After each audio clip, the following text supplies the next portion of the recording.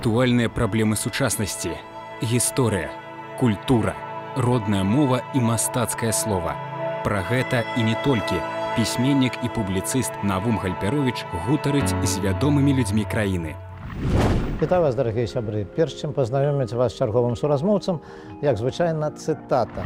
Перакананы, моладзь сёння павінна ведаць не толькі сухія даты і факты, але і цікавыя легенды, паданні, якія існуюць ці ледзь вакол кожнай падзеі, кожнага паселішча. Гэта ажывіць і ачалавечыць гісторыю, зробіць яе больш прывабнай.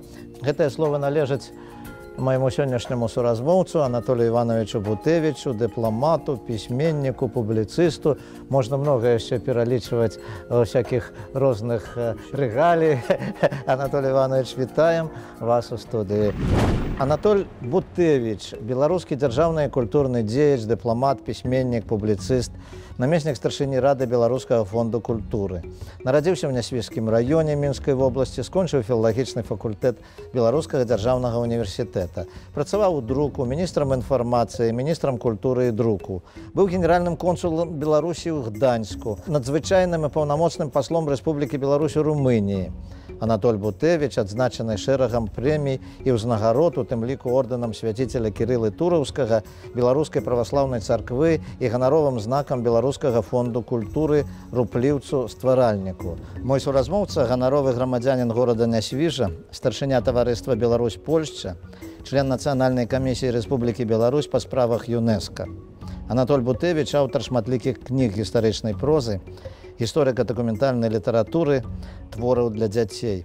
Перакладае з польскай, рускай, украінскай моў. Анатолий Иванович, вяртаючыся да вашай першай цытаты, відаць, вы у сваёй творчасці якраз і кіраваліся тым, каб моладзь ведала больш гісторыю нашай радзімы. Павінен прызнацца, што такая мэта стаяла і стаіць заўсёды, калі я бяруся за новы твор. Бо, па-першае, я сам прыхільнік эмацыйнага пачатку творы. Лічу, што калі там ёсць тая эмоцыя, якая зачапіць чытача, то гэта будзе гарантыя поспеху, што чытач кніжку не адкіне, а прачытае. А як паміж гістарычным фактам і вымыслам? Справа ў тым, што калі ёсць на пачатку дакумент, факт, калі ёсць падзея, якая адбылася, вакол яе можна пасля легендызаваць як хочаш і што хочаш. Я маю на ўвазе тае слова ў добрым сэнсе датычнае да творчасці Владзіміра Караткевіча, які легендызаваў нас у гісторыю. Я наш не падручнік па гісторыі, а творы на гэтую тэматыку. Поэтому у тых, хто піша на гістарычную тэму, свабода выбару. Можна пісаць дакументальны твор, прытрымліваючы дакумента ад А да Я, а можна на аснове гэтага дакумента ствараць сваю міфалагізацыю, што робяць многія сучасныя аўтары, у тым ліку, мне здаецца, і Людміла Рублеўская, нават па творах якіх фільм пачынаюць здымаць. Таму што на пачатку была гісторыя, а тое, што існуюць легенды паданні ў нашых беларускіх мясцінах вакол мясцін, падзеяў, людзей, фактаў, гэта натуральная з'ява, і гэта нармальна. Толькі іншая рэч, што мы пра гэта некалі не звярталі ўвагі, лічылі, гэта можа не вартым, не патрэбным, і не ўсё можа запісалі. І, канешне ж, я не мог абысці гэта таксама ў сваёй творчасці, бо лічыў і лічу, што зноў жа гэта звязана з эмоцыямі. Калі ёсць эмацыйны пачатак, тады лягчэй чытаць твор. А тое, што легенды існуюць, я згадваю вам недаўні факт, які таксама ва ўжытак уводзіцца з дапамогай тэлебачання. Ёсць мясціны, дзе з зямлі растуць крыжы, каменныя крыжы. Гэта значыць не легенда, а рэальнасць, але ж вакол гэта пачынаюць існаваць легенды, чаму і што, як адбывалася. І зрэшты, калі будзе зацікаўленасць у юнага чытача, асабліва гісторыяй, у тым ліку легендай, гэта значыць, ён пачне вывучаць і сваю мясцовую легенду і гісторыю. І добра, што у год малой радзімы, які мы працягнулі на некалькі гадоў, многія пачынаюць сур'ёзна адносіцца да сваёй уласнай гісторыі. Паколькі я намеснік старшыні Беларускага фонда культуры, магу сказаць, што мы, як фонд, таксама далучыліся да гэтай справы, і разам са звяздой аб'яўлены конкурс сярод краязнаўцаў, напэўна, знакамітыя людзі маёй малой радзімы. Бо я, калі вучыўся ў сноўскай сярэдняй школе, займаўся краязнаўствам і нават друкаваў матэрыялы не толькі ў раённай газеце. Мы вывучалі сваю гісторыю, на падставе чаго створаны, дарэчы, у сноўскай школе быў музей, які існуе да гэтага часу, пра гісторыю сваёй мясцовасці. Але Я тады знаёміўся з гісторыяй і з людзьмі, якія тварылі гэту гісторыю.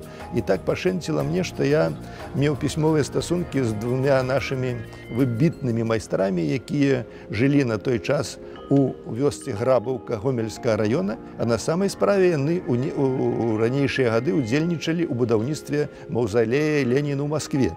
Вёска Грабаўка, Гомельскі раён і Масква.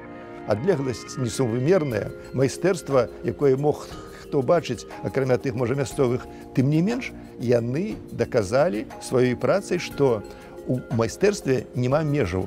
Яно можа быць запатрабавана ў любы час, у любой мясцовасці і з любой нагоды. Дык гэта ж толькі адзін прыклад, а іх, напэўна, шмат. Былі запатрабаваны людзі, якія ўмелі нешта ў руках. Гэта значыць, што сапраўды былі майстрамі і былі ўпісаны ў еўрапейскі кантэкст па ўсіх пазіцыях.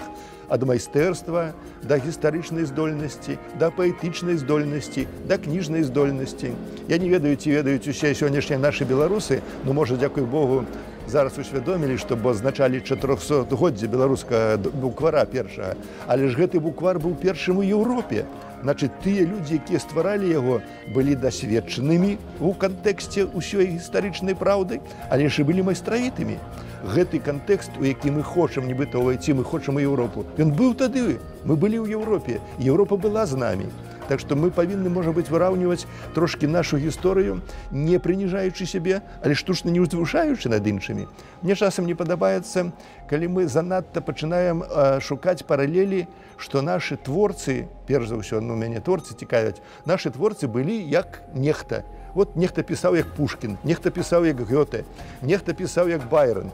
Ну, трэба самим сабой, перш за ўсё быць. О, пра тое ж. Дык давайце раўняцца не толькі, што мы спрабуем да некага дацягнуцца. Мы стваралі тое, што стваралі, і да нас некаторыя з такой жа ахвотай могуць дацягвацца або з такім жа піетэтам станавіцца. Калі мы будзем гэта перадаваць моладзі, калі моладзь гэтым зацікавіцца, то будзем адказныя за тое, што справа дзяржаўнасці, справа беларускасці ў надзейных руках. Дарэчы, вось ваша такая заўвага, ваша цытата: «Мы, беларусы, нацыя донараў». Так здарылася, што мы практычна ўсяму свету раздалі сваіх людзей. Ну так. Я гэта цяпер могу пацвердзіць, і это сапраўды сцвярджае наша гісторыя. Ад даўных-даўна, но мяне зацікавіла была гэта тэма з двух аспектаў. Першае, это сапраўды гістарычныя асобы, якія сталі легендамі ў іншых краінах. Так што проста мы павінны ведаць, хто паходзіў з нашых зямель, а тыя, на карысць каго яны працавалі, таксама павінны гэта ведаць. І вось гэтае паразуменне тады мы, нацыя донараў, нібыта аддалі. Гаворка не ідзе пра тое, што адабраць, аддайце, не чапайце, гэта не ваше. Не, зусім не тое. Проста гаворка ідзе, каб ведалі і толькі. А гэтае веданне паставіць у роўнасць адносін і ў сённяшнім дні, і ў гістарычным аспекце.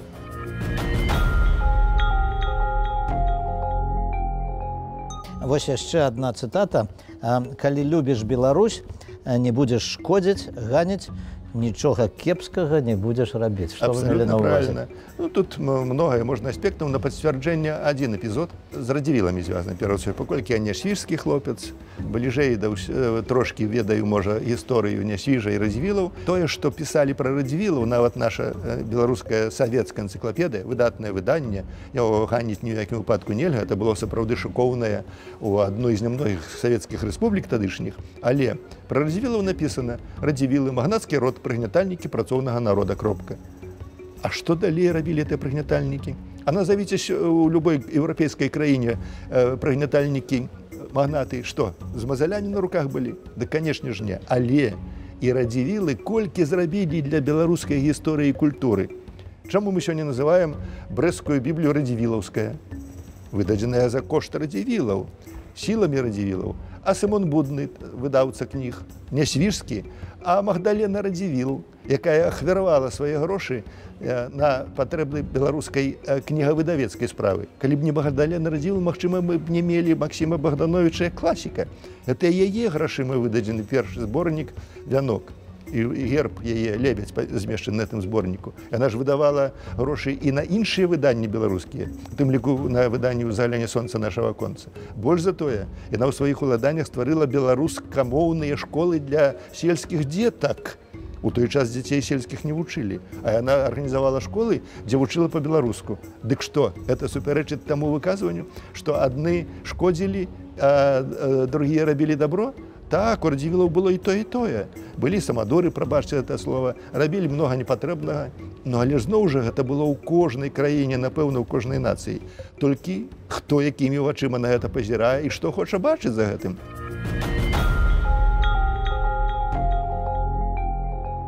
Ну вось яшчэ одно такое пытанне, таму што часу у нас мала, тым не менш вы займаецеся і ўсё жыццё, скажем, займаліся захаваннем гістарычнай спадчыны. Вось ваша цытата: «Упэўнены, што Гальшанскі замак трэба захаваць такім, які ён сёння ёсць. Гэта руіны, але якія? У гэтых руінах такая романтычная аўра, што не трэба выдумляць новае збудаванне замка, выяў якога не захавалася. Як і Крэўскага, Навагрудскага, часам руіны могуць расказаць не менш, чым адбудаваны замак». Не ўсе могуць пагадзіцца з гэтым. Магу паўтарыць і падпісацца сёння пад гэтымі словамі. Прыклады ёсць, калі ласка. Знакаміты Кракаў, дзе падобныя збудаванні стаят наверсе і захаваныя цалкам, але там, унізе, хто спускаўся, бачыў, так, такія ж руіны амаль як у нашым гальшанскім замку. І там, можа, частачкі іх, якія ледзьве трымаліся, іх здолелі тэхнічнымі сродкамі так умацаваць, што яны будуць стаяць стагоддзі яшчэ. Тое ж самае трэба зрабіць з крэўскімі руінамі.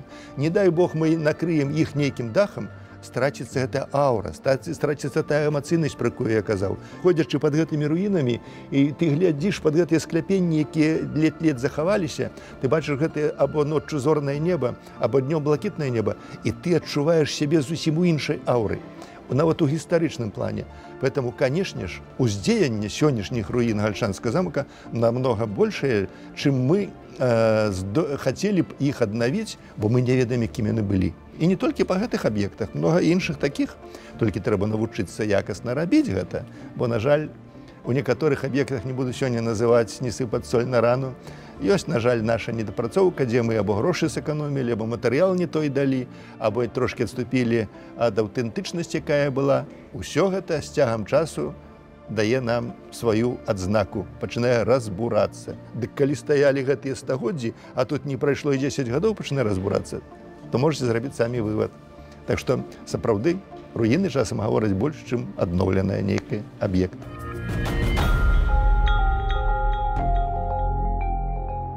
Ну што ж, гэта вельмі цікавая тэма, і можна было б яе працягваць, але наша бліцапытанне на завяршэнне нашай праграмы, я думаю, што гэта таксама цікава будзе паслухаць і мне, і нашым тэлегледачам. Што для вас значыць патрыятызм? Патрыятызм – гэта не здраджваць сабе, не узносіцца над іншымі і не прыніжацца ніжэй за іншых. Якія кнігі варта прачытаць кожнаму беларусу?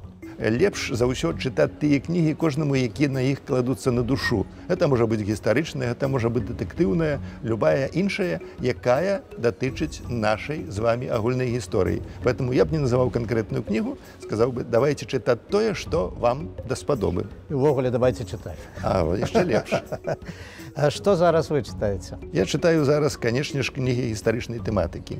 І не толькі беларускія, канешне ж, беларускіх аўтараў у першую чаргу, але і польскія, паколькі я трошкі польскі ведаю і перакладаю з польскай мовы, і расійскія, і украінскія па нашай тэматыцы. Так што гістарычная кніга заўсёды на стале. Ну вось тут ужо будзе канкрэтнае пытанне. Ваш любімы беларускі пісьменнік? Ну, канешне ж, каму я могу здрадзіць? Ну, можа быць, і два назваў бы. Канешне, перш за ўсё, Караткевіч.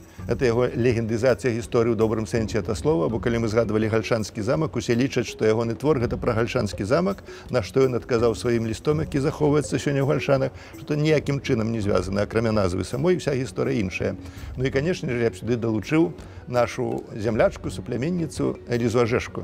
Нават яе роман «Над Нёманам», які датычыць нашай гісторыі таго 863 года, пра які мы не заўсёды таксама гаварылі, а цяпер тым больш пачынаюцца розныя меркаванні на гэты конт. Тым больш, што калі далей працягваць, то мне падаецца, і роман «Над Нёманам», і палеская хроніка Івана Мележа ў нечым перагукваюцца па канцэптуальнасці падыходаў і да гісторыі, і да зямлі, да працы на зямлі. Ну і апошняе пытанне, а што для вас родная мова? Для мяне родная мова – гэта маё жыццё. Хацеў бы, каб з беларусаў кожны мог тым жа сказаць. Родная мова, родная гісторыя, родная зямля – гэта маё жыццё. Дзякую. Ну што ж, нашым тэлегледачам я нагадаю, што сённяшні мой суразмоўца – вядомы дзяржаўны і культурны дзеяч, пісьменнік Анатолій Іванович Бутэвіч. Усяго найлепшага, да пабачэння.